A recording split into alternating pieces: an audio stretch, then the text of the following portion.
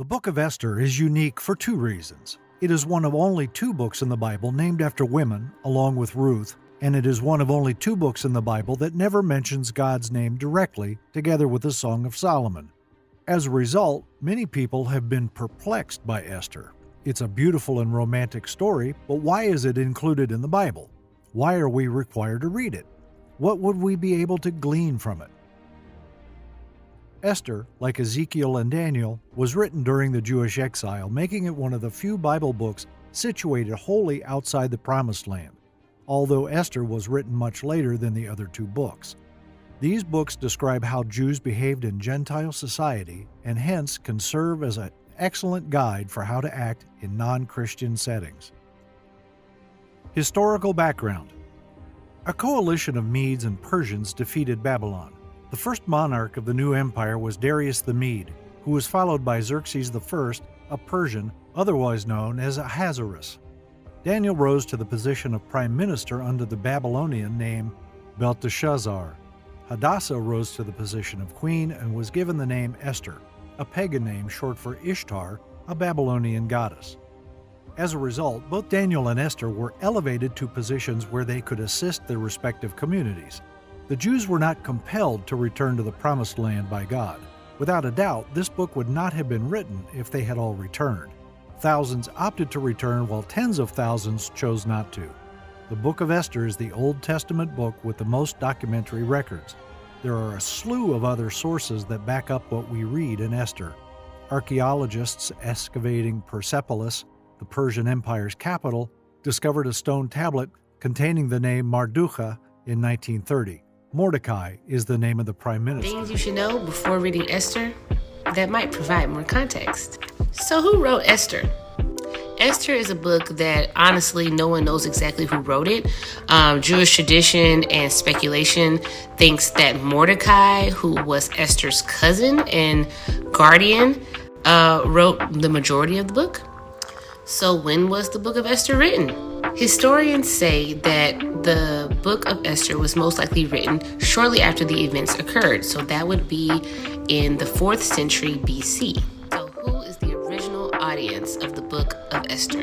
The book of Esther was most likely written to the Israelites who were still living under Persian control.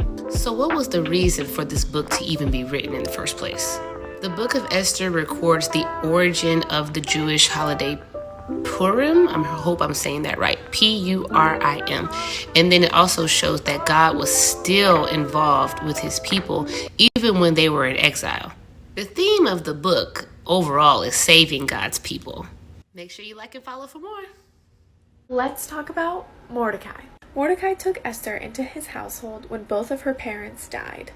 He was from the tribe of Benjamin and would remember how the Jews were held captive by the Babylonians. Now that the Persian Empire took over, Mordecai had an opportunity to stand on behalf of the Jewish people who were on their way back to their homeland. At this time, the Persian Empire allowed the Jewish nation to go back to Jerusalem. Because of this, a lot of people who lived in Jerusalem were intimidated by the Jews coming back. This made it very important for Mordecai to stand on behalf of the Jews in the palace.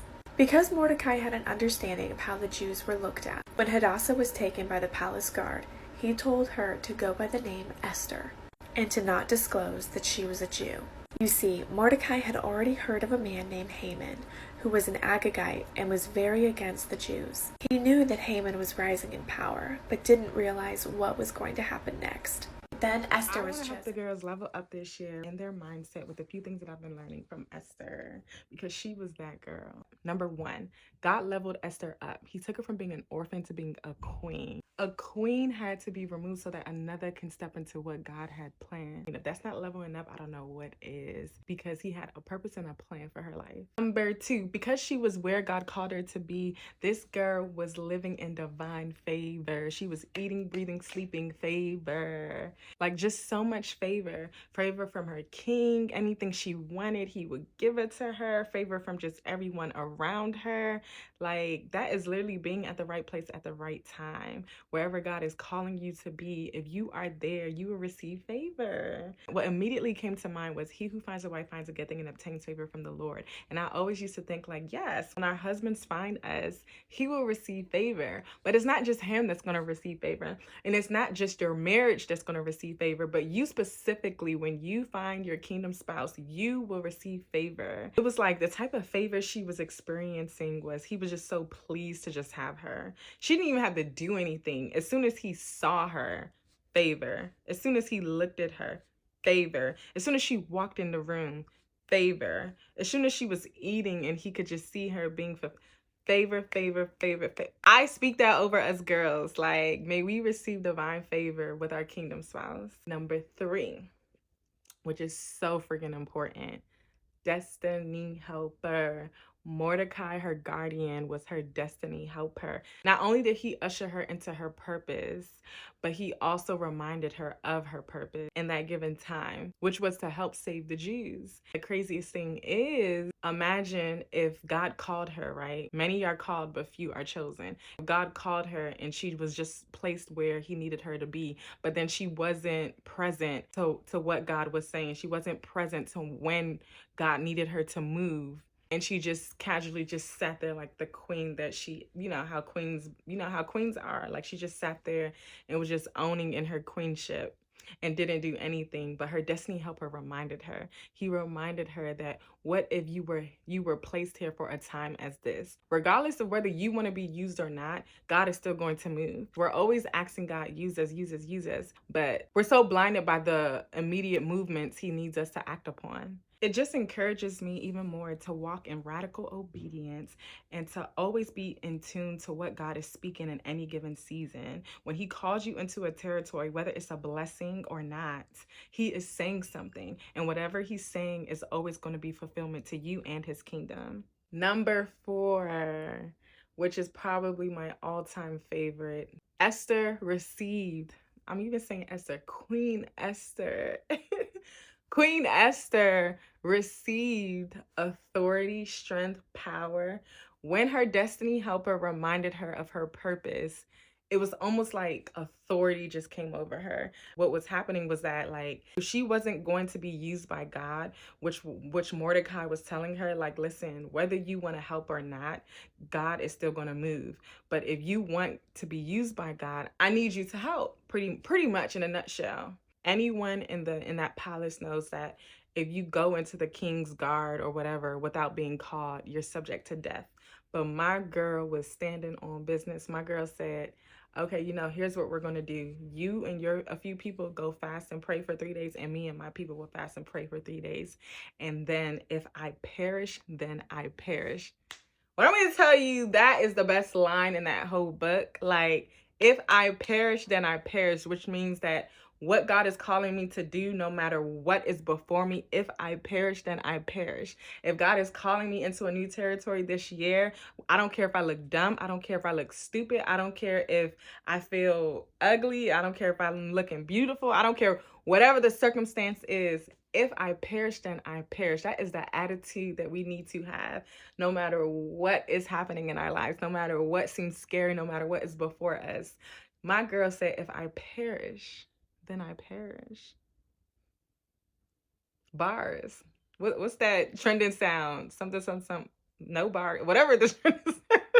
When I tell you, after I read that, it was almost like even authority and strength came over me. Like, that is what I'm talking about. That is how I want to move this year. Like, I don't care what is before me. I don't care what afflictions may rise. They're not going to rise a second time.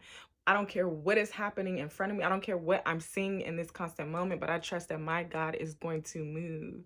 And number 5, when you are where you need to be, when you are tuning into what God is saying, when you are allowing yourself to be used by God, there's no reason why you can't fulfill your purpose in any given season. Whatever God is calling you to do this year, know that he has a plan and purpose for you to fulfill it. It's just a matter of you walking in authority, walking and staying aligned in your assignment and on your path. I just think like the book of Esther is just such a beautiful reminder for us girls. You are that girl. Like you can be that girl this year. You can fulfill your purpose. You can look beautiful. You can have favor. You could meet your husband. You could do so many things all in one year if you're just standing on business with God. Instead of all this, I'm standing on business with the Lord. That's what I'm doing this year. We're standing on Jesus. That's what we're doing. We need to talk about Vashti. She's not just this evil woman who made way for Esther to become the next queen.